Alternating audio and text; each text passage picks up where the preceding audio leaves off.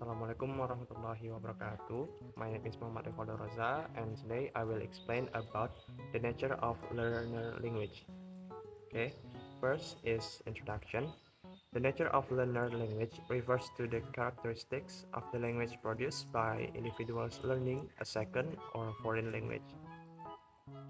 Okay, next, errors in learner language. First is developmental errors.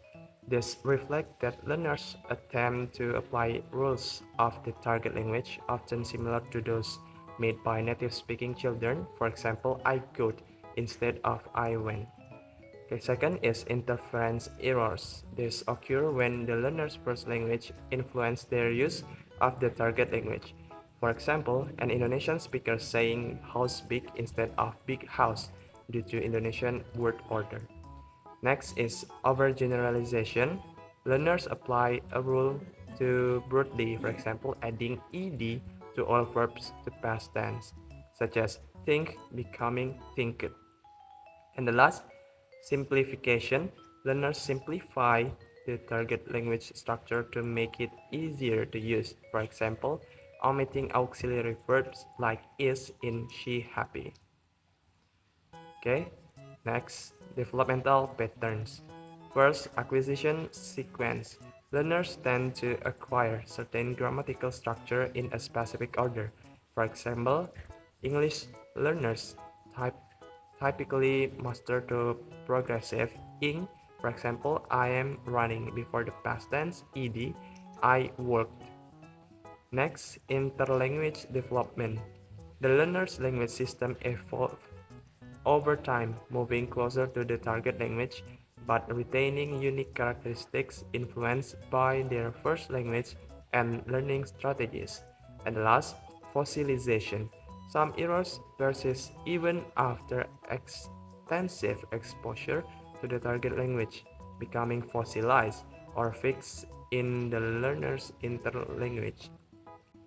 Next is variability in learner language. The first, contextual factors. Learners may use correct forms in formal setting, for example, writing assignments, but make errors in spontaneous speech. Next, task complexity. More complex tasks may lead to more errors as learners focus on meaning rather than form. And last, exposure and practice. Increase exposure to the target language, especially through natural communication, reduce variability over time. Next, implication for teaching. First, error correction. Teachers should view errors as opportunities for learning rather than failures, using them to identify area where learner needs support. Next, scaffolded instruction. Teaching should align with developmental sequence, introducing structure in the order learners are ready to acquire them. Next, encouraging natural communication. Providing opportunities for authentic language use, for example, conversation or role plays, helps reduce variability and promotes fluency.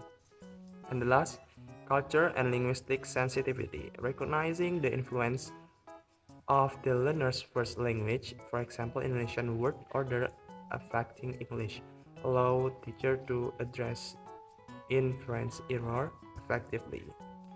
And last slide is conclusion. The nature of learner language is dynamic and complex, shaped by errors, developmental patterns, and variability.